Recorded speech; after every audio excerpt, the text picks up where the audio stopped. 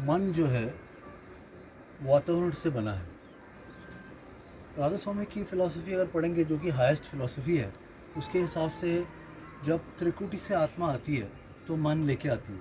तो वो कहते हैं कि मन त्रिकुटी का रहने वाला है, त्रिकुटीदार रहने वाला है। और एक्चुअली प्रैक्टिकली हम देखेंगे तो वैसा नहीं है। वो तो आप काफ़ी आगे जाएंगे तो आपकी समझ में आएगा। और है नहीं है किसी को पता नहीं। जैसे आत्मा क्या है किसी को पता नहीं। मुझे स्वामी अग्निवेश ने कहा था, आप अपने आप ढूंढो, मेरे कहने से क्या होगा। मैं कहूँगा फलानी चीज़ आत्मा है, पर वो आत्मा आपके लिए नहीं होगी, क्या पता वो हो ही ना। मेरे को तो कॉन्शियसनेस लगा, चित्त, चैतन्य। तो मन वातावरण से एक्चुअली बनता है। मेरा जो अनुभव था, जब मैं छोटा था तो मैं घर में आया तो मैंने नॉक किया और मेरे पिताजी ने अंदर से बोला कौन है। तो मैंने भी बोला कौन है, मेरे को अपना नाम याद ही नहीं था। तो उन्होंने 3 बार बोला। बाद में उन्होंने दरवाज़ा खोला और मेरे को एक झापड़ दिया और बोला तेरे को तेरा नाम पता नहीं। फिर मैंने उनसे कहा कि ये नाम आया कहाँ से, आपको आपका नाम पता है? बोला हाँ। बोला वो आपके पिता ने दिया, पिता ने पिता के। फिर ये आया कहाँ से नाम? यहाँ सवाल शुरू हुआ और हम मन को समझने लगे। ये मन वातावरण से बना है। फिर वहाँ जैसे पिताजी मेरे हुए, फिर मेरे परिवार के लोग थे, वो उन लोगों ने मुझे कुछ बताया।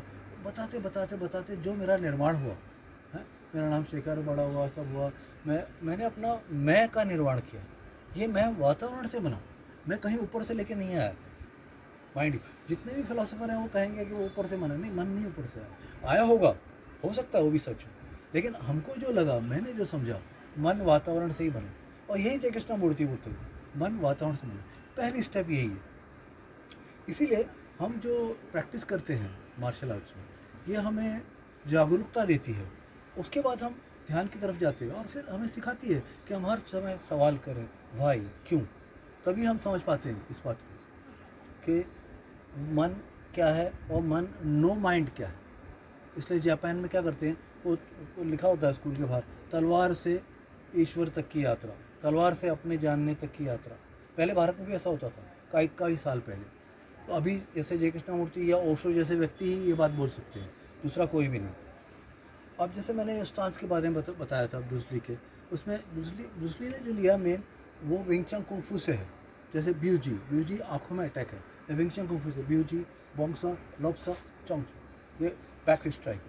ब्यूजी, बोंगसा, लोप्सा, बैक स्ट्राइक, ये एक फॉर्म है जिसमें कि जो भी मूव्स हैं वो, लेकिन ये फॉर्म एक कंडीशनिंग है, इसे डीकंडीशन करना पड़ेगा। हर आदमी की अलग रिक्वायरमेंट है। ब्रूसली के पास अपनी प्रॉब्लम थी, उसकी अपनी बॉडी थी, उसके हिसाब से उसने सारी चीज़ें चेंज की। वैसे आपको भी चेंज करना पड़ेगा, मुझे भी चेंज करना। मेरा जो सत्य है जेकेडी का, वो ली का नहीं होगा, वो किसी और का नहीं होगा, सबका अलग अलग होगा। तो ये मेन चीज़ समझने की इसमें ये है कि हम कैसे ये जानें। और जानने का तरीका ये है कि मेडिटेशन में बैठें और समझें और डीकंडीशन करें। नो माइंड तक की, माइंड से नो माइंड तक की जो यात्रा है वो यही है। मैंने अराउंड 400 वीडियो डाले हैं। आपसे मैंने कई बार वीडियोज़ में मैंने टॉक्स भी दिया होगा, विचार रखे हैं। आप जब देखेंगे समझेंगे तब आप माइंड से नो माइंड तक जा सकते हैं। मेडिटेशन पे भी मैंने वीडियोज़ डाले हैं ताकि आप समझ सकें उसको।